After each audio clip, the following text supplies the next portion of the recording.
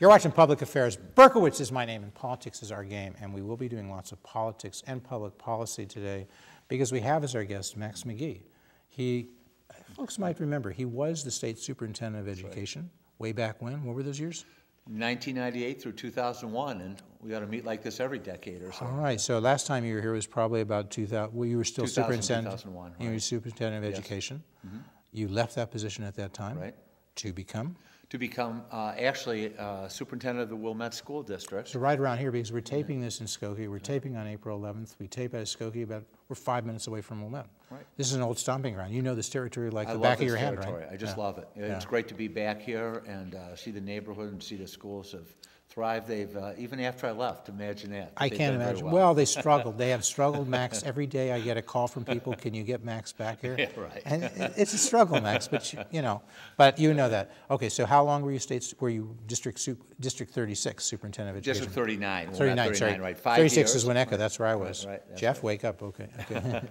5 years, 5 and then years. I went on to the Illinois Math and Science Academy. That's where you are now. I've been there President 5 years. Yes, sir. IMSA, we say. Right, IMSA. You can find it all about it by going to IMSA, that's imsa.edu, right? Correct. And IMSA is a residential facility that takes gifted kids from around the state of Illinois, gifted in math and science primarily, and takes them, they start at a very high level, and this is grades 9 through 12? It's grades 10 through 12, 10 through 12, Jeff, so right. they start at a very high level, and they leave at a very high level, and they go off to do tremendous things. Right. And 60% of your time or so is consumed with focusing on IMSA. But 40% of the time you're spending going around the state of Illinois trying to improve gifted programs in math and science primarily around the state of Illinois. Right, and it's not just for gifted, it's for students, talented students, students of high potential, and our outreach programs for students that are interested in mathematics and science. Last year we served more than 10,000 students and more than 1,000 teachers. I've opened 3 field offices, one in Chicago, one in Rock Island, and one in the Metro East area. So it's exciting to be able to give to the state in this way from the Math and Science Academy. How about funding? Has your funding been growing at a normal pace? Has it been growing at a rapid pace? What's happened to your funding in the last, well, you've been there how many years now? 5 years? Right. Over the 5 years you've been there, what was the funding initially and what is the funding now? So it's basically been level funded. We $20 million, so roughly for 5 years. Approximately, right, $20 million, and again, that's for the top right, the campus. Most of that goes into your salary, I understand. and to run all the outreach programs as well. But the legislature has been very good to us. We have we've been level funded even this time of financial crisis because. Don't worry, be careful with that bat. Folks, you might be wondering what we're doing with a bat here. Well, some guests are hard to control, Max more so. No, we have this bat here because, and this actually is a slight digression. Right. Because that, people would know if you saw A Few Good Men and you saw Tom Cruise in that movie, what Tom Cruise said was, and he played a lawyer, and he said, he thinks better with a bat in his hand. There you go. Could that be true? You're an educator. Could it actually be true that having this bat in my hand like this, I might be able to do a better job at interviewing you? I might be able to think better. Well, I'll tell you, especially was Tom being Cruise a young something? man, yes, he was onto something. There's actually some work that's been done with boys, especially middle school, that they need something to do with their hands and their bodies. Late elementary, middle school, we actually incorporated some of this research into our work over in Wilmette. But that's a story for another interview. Okay, but so it's a serious thing. But as we were talking, so your funding has basically been flat for the last 5 years. Right. And does that reflect the economy and what's happened in the state of Illinois? It does, and actually I consider that a great gift from the legislature. I mean, we look around, education has been cut throughout the state. The legislature has given us incredible support, I think because we've been able to demonstrate a return on investment in these outreach programs and our students, their ability to, even at this young age, to give back to the state of Illinois. But are you, the main thing here, we're talking, if you think education, think back to when you were the state superintendent of education. 98 to 2001. Right. Appointed by George Ryan, was that right? I was actually appointed by Governor Jim Edgar, Edgar. right, and served you mostly stayed with within, Governor Ryan. stayed with while Ryan was there. Right. Okay.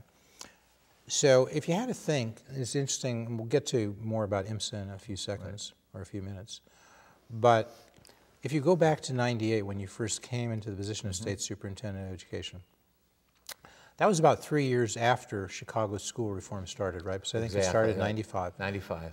And basically, if you had to say in like 20 seconds, what was Chicago's school reform? What was the big change that happened? Well, the major change was with the governance structure that, of course, it went to the mayor's control then. And I think because of that, they really had more control over the curriculum in the schools. And frankly, during that time, Paul Vallis, though we didn't see eye to eye, really got the schools under some financial control. So once he was able to get some financial control over the schools, they started some reforms, but Jeff never lived up to their promise, I don't think. The Chicago public school system never lived up to the promise of the reforms, what they were supposed to accomplish. And so what you're saying, Paul Vallis was there for 6 years. Right.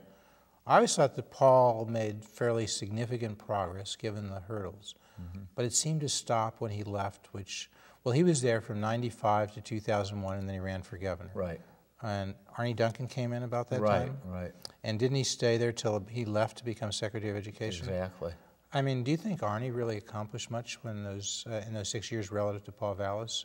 If you were plotting it, would it go like this for Vallis and then sort of plateau for 6 years for Arnie Duncan? You know, I think they make contributions in different ways. I mean, I really credit Paul with getting the school's financial house in order, and he really did some good work. Didn't he make progress? I mean, didn't like even third grade reading scores, as I recall, went from like 30% at grade level to 50%? May not You'll sound have like to ask Paul. I didn't really attend to that much. But you think you think basically his claim to fame, Vallis's claim to fame, was to get the financial issues under control. And what was Duncan's claim to fame? I'll tell you, I think Arnie did really a good job of helping us focus on closing this achievement gap. You think so? Yeah, he did. He brought you think the low-income African Americans I said to focus on the importance of it. I'm not saying the gap necessarily closed very much. Did it narrow at all? You know, I think it might have. You know, the other thing I think Arnie did a good job with, frankly, is developing these selective enrollment high schools, providing some different options. Magnet schools and others. But isn't that a way just of keeping relatively high-income people in Chicago? And so instead of running off to the suburbs, they would stay here. That was sort of Daley's effort to keep some, high-income, middle-class people here, and they wouldn't have to go to a private school. They could go to a public school. This was basically a private school. Am I being too cynical You've even here? gotten more cynical these last 10 years. You had the bar high then. But honestly, I think what these schools do, and what we tried to do at IMSA, and I wanted to dispel this notion we're just for the top of the top gifted. I mean, we have this year 768 applicants. Certainly some are that top 0.5%. But we take students from all over the state that don't have opportunities and access to the resources they have up here on the North Shore. And you admit them into your program, into the residential program. And they come in and they excel. When they have the proper supports, they can excel. And I think that's what Arnie did with these schools. He really provided opportunities for some of these students with potential that otherwise would not have had the opportunities to access. Oh, yeah. Can definitely. you document it that he didn't just take high-income kids, find a place for them, find better schools for them, they didn't flee the city? Or can you document that he really took kids from low-income parents that you would project wouldn't do as well, and they did exceedingly well? Absolutely. You can document that? Absolutely. Well, can you send that to me tomorrow morning? I mean, seriously. I have other things to do tomorrow morning. But seriously, is it documented somewhere? I mean, I'm not saying the burden is for you to educate Jeff. But is it documented somewhere, or is it just your feeling that happened? And I'm not denigrating if it's your feeling. I understand. But no, it's. I mean, part of it's anecdotal data because my wife has done work in the North Lawndale neighborhood for 25 years. Really? So I know Does she teach there? She runs a program called Junior Senior Scholars After School Program, Saturday program. Okay.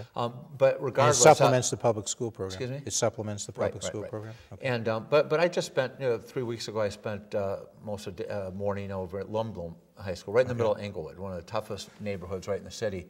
And Lundblom's one of these selective enrollment math and science academies. They're doing incredible things with these students here, not just in math and science, but in learning world languages, Chinese, Arabic. And again, I really credit Arnie with the vision that to really recognize. And what is it that's doing that? Just slow down a little bit. I'm sorry. What's the institution that's doing The that? school is Lindblom Math and Science Academy. And is it it's one of the select public schools? Yep. Okay. Yep. And it's located where? Right in the heart of Englewood, 62nd. Which is one of the worst neighborhoods in the city of Chicago in terms of violent and so forth. And under-resourced. Low income. Yep. And you're saying they're doing exceedingly well in terms of achievement. In mathematics and science. And things that aren't measured. For example, I visited their Chinese language class, their Arabic language class. Now, but the kids who are admitted here are select kids based on test scores? For the Chicago selective enrollment is based on test scores. Are they generally from that neighborhood, or do they come from somewhere else? They come from all over. It just happens to be located in that neighborhood. Right, but some are from that neighborhood. And a lot of the kids would have relatively affluent parents? I don't know if I would make that judgment, having spent the time there and talked with a few. You think it's not? You think there are a lot of low-income parents? I do. And just these kids are capable. Yeah, and I don't have that. And they don't have the resources generally, and now with the resources, they can do great things. Right. That's what you're telling me. Exactly. And the name again of that institution? It's Lindblom Math and Science Academy. In Englewood, okay. Inglewood, right. And I can just Google it and find out Google lots of stuff look about up it. their low-income data, their achievement data. And right. it's not a charter school, is that right? No, it's a one of the traditional public selective school. enrollment public schools. So people would march this out and say Chicago public schools can perform, even located in low-income areas, actually what the composition is in terms of percentage of low-income parents, middle-income, we don't know. We'd have to take a look at that. It's a matter of public record. But you think it's pretty diverse. You don't think it's very diverse. Okay. And I would. So you would give this as a counterexample to Jeff Berkowitz when he says, you know, the reform really hasn't worked. Most of these public schools aren't doing well unless they're in affluent areas with affluent kids. You say, no, Jeff, take a look at Lindblom. This is the counterexample. That's one counterexample. Right. Okay. And I think there are others. I mean, I haven't really done much with Chicago schools, frankly, since leaving the state superintendency. But you would you concede that there right now are about 370,000 students. There's a lot of debate as to people can't find out how many students are in the schools. Yeah. They used to say 400,000, and then it seemed like there were less. So basically 370,000 students. Right. And we spend about $15,000 per kid per year. People say that number can't be right, but it's undeniable that the total budget is over $6 billion with a B, I think. Yeah, you're pretty close. I would. And if you divide 400,000, which I'm giving them, it's 370. But to do the math, because you know I'm a little old these days, and so if you do the math easy, 400,000 into 6 billion is 15,000 per kid per year, right? So we spend a lot of money, not as much as New Trier High School. Right. Maybe, which was your schools that Wilmette would feed in, one of the schools feeding into New Trier High School. Maybe not as much as Stevenson or Naperville or more affluent areas, but reasonably close. It's not that far away. I mean, maybe they spend 20,000 per kid, but they're not spending 100,000. Yeah. And yet the results are pretty dismal. Would you have to agree with me on that? I would agree with you on that. Yeah. And although I do agree with you on that. Okay. And so my point, and although you can come up with counterexamples, and I need to learn more about this, and I'll concede that, Lindblom and others. Okay. But my impression is, of those 370,000 students, probably at least 200,000 are probably not reading at grade level. Does that sound right, ballpark? I know you haven't looked at it lately. Right. That was certainly the case when you were there as state superintendent. Right. Yes, it was. A decade ago. Right. And my point is, and I'm willing to bet people on this, you know, dollars to donuts or whatever. Anybody else there want to come on and take on the Berkowitz challenge? Come on and see if you can persuade us that in the last 15 years or so of reform, a whole generation of kids, you know, if you were 5 in 1995, you're now, do the math, you're now 17, right? So actually, if you were 5, you're graduating, although most likely you're not graduating. Right. Because on average, how many kids graduate from the public schools when they start? 2/3 or if that, maybe 60%. I don't know. I think it's a half or something, okay? Yeah, so if you started, there's at least a 50% chance you're not graduating. And of the people who graduate, that select group, how many actually get a 4-year degree in the next 6 years? Do you know what the number is? I think it's 6%, isn't it? Yeah, so 6 out of 100. Right. And, I mean, isn't that pathetic? Yeah. Is there any other, no, you would agree with me on that. That is pathetic. Well, actually, it is, no, and but that's just say, well documented. So you agree. It's pathetic sad. performance. And so when somebody says to you, as I did if you watch one of my recent shows, depending on how they are, Reach over here for our backpack. Okay. All right. Remember this backpack? No, I don't. I remember a really big one. Well, we found out we have one of those, but we don't always trot it out here. We're a little neater. But my daughter did this for me. Okay. Oh, that's sweet. She's not necessarily a believer in school vouchers, but she That helps makes to help two of us. help her All dad. She maybe is. I don't know. We'll have to find out. I don't press her on this. I mean, she did get her PhD in science and technology studies, and she's brilliant. Yeah. I don't know. She didn't get the genes from me. Somewhere she got them, okay? And so she's now an academic. Right. But in any case, so we take the $15,000 that we spend on the Chicago Public Schools. Okay. We put them in this backpack. Yep. We go out and buy 370,000 backpacks. Okay. We give each parent Yeah. of each kid in the Chicago Public Schools a backpack. And the $15,000 is in the backpack. They strap the backpack on the kid. Right. If the kid wants to stay in the public school, well, the kid stays there, the backpack stays there, the cash stays there, and nothing changes, pretty much. There's a caveat to that. But if the kid and the parent want to go to a private school, out goes the kid, out goes the backpack, out goes the cash. Now, everybody can leave if they want to. And I'm asking you, Max McGee, because you've devoted much of your life, if not your whole life, to education. You're a smart, well-educated guy. I'm not buttering you up. Dartmouth degree, undergraduate. You went to the best school in the world for your master's degree and your PhD. I'm a little biased, okay? That's one thing Max and I can agree on. We do have in common, right? We would say it's the best school in the world, school. right? Yeah. The University of Chicago. I don't even get paid for saying that, folks. I mean, but I went there, Max went there. Right. It is a life-transforming, whether you're in education, whether you're in economics, and you know, people are very parochial. You think, or your law, you always think it's my place. And then you realize you have a lot in common when you get out of the University of Chicago with people of other disciplines because they had a life-transforming, it was a life-transforming experience to you. And having those professors, Benjamin Bloom was one of my professors. Milton Friedman, one of my professors. He was there when I George Stigler. Okay, Coleman, so so all these greats, you know, and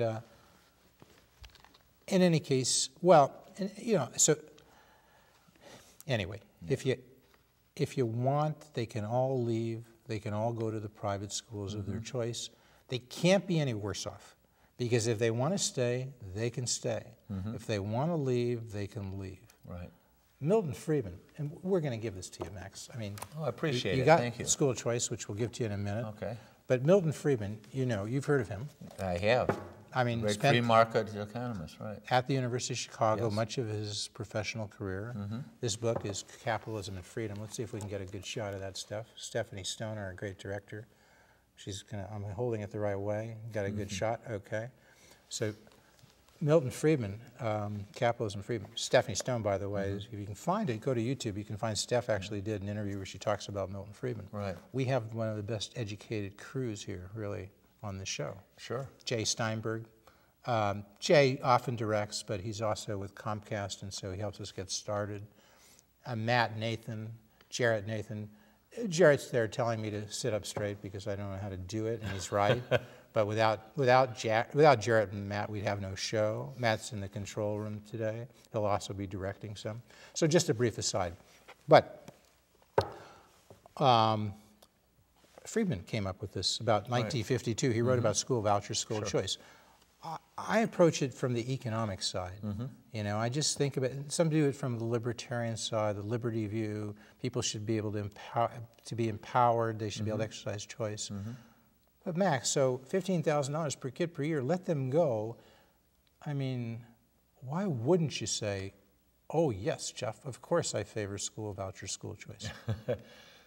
Not to put any pressure on you. No, no pressure, I understand. And we've talked about this before. And by the way, here you go. So don't forget your book. Thank you very You're going to much. read that and give us a book report when you come back. I'll be glad to, right. Hopefully it'll be sooner than the next 10 years. I hope so. I appreciate really the do. opportunity. Okay, thank you. Jeff. I'll leave it up here Okay. for now. So a few assumptions I think you're making. One, that private schools are significantly better than the public schools, and that they're significantly better because of something they do. They're private schools for a reason. They're private schools. They can do things differently than public schools can. And so... and they could do it better. I mean, I don't know if they can do it better or not. Have you looked at the studies? Have you looked at the studies that compare charter schools, for instance, with traditional public schools? I happen to have one right here. It says, on the average, and this is from the Christian Science Monitor, that study in 2010, charter schools do no better than public schools. And what does it cite for its reason? What does it cite it as authority cites for that? that RAND study, and that so says, it cites one study, about, RAND study? No, well, let's see. That's a RAND study. We can see this, but it says about 17%. I'll trust you. You don't have to show me. 17% it's like of the students do it's better. It's like when de Gaulle said to Kennedy, you know, about when the American president, swears to something, when he says it's true, you don't have to show him pictures. This was back in the '62 missile crisis. Okay. This is what people thought of America then. I said, I don't have to see pictures. So Max, if you tell me something I don't need to see, you tell me it's so. So, but I do have a different take on charter. But that's schools, only one study. That's only one study. study. And I just want to point out to you, here's what you're up against. How many studies do you think you've looked at, or you people looked at, that show what you just said? How many? There are at least 4 or 5. And here's kind of the statistics. But here's the on thing, this. Max, just reach over for that book over there to your right, under Milton Friedman's book. Under Capitalism Friedman. Reach over for school choice. Got it. And you know that guy who wrote that book, Herb Right, Walbert. Herb and I have been on the radio. Now that's 2007, so it has to be updated. But the point is, Max, and you're going to take that home and read it, right? Absolutely, Jeff. No, but seriously, it's a gift, and you will read it because I know I respect you. And if you give me something to read, I'm going to read it. And if I do, vice versa, because both of us went to the University of Chicago, and you're going to do it because we're going to keep grinding it out and get this right. And you're going to come back much sooner, I promise you, if I have to drag you over here than 10 years. I'll be glad to. No, but the thing is, in that book, when you read it, there are probably 100 findings. It is called School Choice of Findings. So it's not one RAND study. Right. And it's looking at charter schools, it's looking at vouchers. There are lots of experiments. We can't, I mean, the Christian Science Monitor may say there's this RAND study. There's Cleveland for vouchers. There's Milwaukee for vouchers. There's DC for vouchers. There's also good research and bad research. The point is that some charter schools do better. Okay, we're on to charter schools. I was talking just vouchers, but now if we go on... But you were the one that brought up charter schools. You asked me about charter schools. But I'm saying make the distinction, and it's an important one, and it's my fault for not doing it. I take a lot of responsibility when I screw up. Well, I want to say something good about charter schools. You're going to say it in a second. I want to lay the framework for you. Okay. Okay, so there's vouchers, which we'll come back to, and I mentioned some cities where they have school vouchers, because they're different. Yeah. And then there's traditional public schools and charter schools. This book compares traditional public schools to school vouchers, traditional public schools to charters. Herb Walger says when you look at dozens, perhaps 100 studies over a long period of time, the evidence is overwhelming in both cases. Charter schools, school vouchers outperform traditional public schools. You've now given me one or two where it may say otherwise, but have you... One or two studies of several, no, first of all, there's more studies than, we can debate research and, arm wrestle. No, but the main thing is, I think you can show me anything where they're worse off. So here's the thing. I can show you some where they're worse off. Okay, but if we have examples of that right in Chicago. Jeff, you know that about a third of these charter schools aren't. No, on average, you cannot show me a study that says, on average, when you look at more than one study, and this, Max, I will bet your home in Barrington against my squatters' rights in Wilmette. I may bet this autographed baseball with you. Right, okay. Yeah, that's my grandson. You don't have to bet on that. All right, so seriously, you cannot show me a comparable book where there are 100 studies of charter schools and school vouchers where on average, they're worse off. If you can do that, Max, you've got this show. I hand you my crew. I hand you Comcast Scope. I just want one show. I don't need the whole crew. But no, I would love but that's to what place I want you to show me that study that says, on average, not one, 50 studies, 100, they're worse off. You think you can do that? I can show you high-quality refereed research that says about 17% of the charters outperform the publics. About 46% are the same, and about 37% are worse. The charters now. I want to see that. I want to see. Actually, I wouldn't have written those down if I didn't. What's the name of this study? I will pull it out of my computer at the break here and give it to you. In fact, I have it right on my desktop. We're gonna pursue this on the blog. Max is gonna give it to you. I am going to give it to you. Okay. It's right because I looked it up this afternoon, Jeff. So. And that's current, and that's through all these studies. How many studies? we'll read it, and you can put it on your blog and let the audience. But let me say something positive about charter schools, because I'm actually on a charter school quality review next week. I've done some before, and I think charter schools have enormous potential. I think one reason they succeed is because they engage parents I mean, that's just by definition, right? The parents choose the charter schools. They can be innovative. They have opportunities for innovation that, frankly, most of the public schools don't have. What do they also have? Tell me what they have that might be perplexing to you. For schools that are making kids worse off, they have enormous waiting lists. This is really strange. If you have a really bad grocery store, and there are many, and you have a really good one, you would think at the really bad one, where people are worse off, there wouldn't be a waiting list to get into that store. But in that charter school in Chicago, there are waiting lists, tens, hundreds, thousands of kids waiting to get into a school that you're telling me the studies say they're going to make the kids worse off. The people are dumb. About a third of them will. No, but more so than the ones that are going to make it better off. So the people are dumb because they're betting against the odds. They're saying, Max says these are going to, on average, make them worse off, and they stand in line, and they line up, and they do what they can, and they claw to get into that charter school, and you're telling them, on average, they're going to be worse off.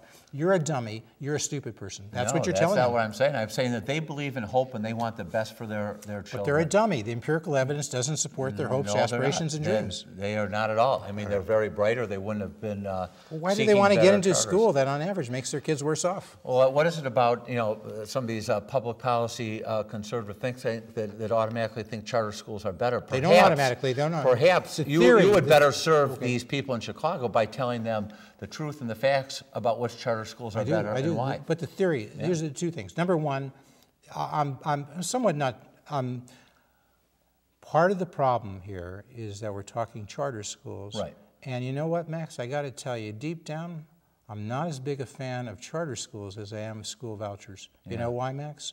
Because the nice thing about the school voucher is all the parent has to do is decide he or she wants to go to that school. They don't have to form a group. They don't have to persuade somebody to get capital funding. They don't have to claw their way in. They just say, it's green. I'm taking my money and I'm going somewhere else. And I think, Max, the results that compare school voucher schools, where they're fully funded, which are basically none, far, far exceed traditional public schools. And my gosh, it's not even a fair match in the sense you would have to be brainless to say. And the theory is, Max, the reason why you say the theory, I got Milton Friedman on my side, okay? He came up with this idea. He was probably the most influential economist in the 20th century. Who do you have on your side? You got Karen Lewis, the Chicago Teachers Union president? I got Milton Friedman and I got Karen Lewis. Now, we've invited Karen here, and she hopes she'll come and defend herself. But you want to really bet on Karen Lewis against Milton Friedman? Because that's who you're putting your money on. No, that's what you're telling these people, and that's not the truth at all. And who has developed the theory that says school vouchers theoretically should not work? Theoretically, give me the person. Who's done the research to show that they work? And Jeff, you are making this such a choice. First of all, you're making this read the book. Such a small argument. Because it's a big argument. It's the most important argument you and I can have. And we're going to give you time to talk about talent and all those other things. We'll get to that. Okay. But the more we don't have too much time, so I don't want to cheat you out of it. I understand. But the most important argument is what are you going to do to change the entire system? You're talking about the same traditional model of 5 days a week. The whole system has changed. No, I'm not talking about that. I need to finish it. Yes, you are, Jeff. You're talking about 5 days a week going from this school building to that school building. With you know why? They can do a little changes around that. You know why, Max? Because you need to talk about transformative change in education, which is what we're doing at the Math and Science We're going to continue to speak as the credits roll. I feel like I've cheated Max Adam, and you'll have to come back for another show for sure now. Let's just stick around. We're going to want to talk about what he's doing on talent development. We're going to want to talk about what Max has done in terms of going to China and other countries to compare what we're doing in education with the U.S. elsewhere. So we're going to finish this discussion in the next minute or two, Max. Sure. And then you're going to come back. And I would swear love you to. will, Thank or you. I'll knock your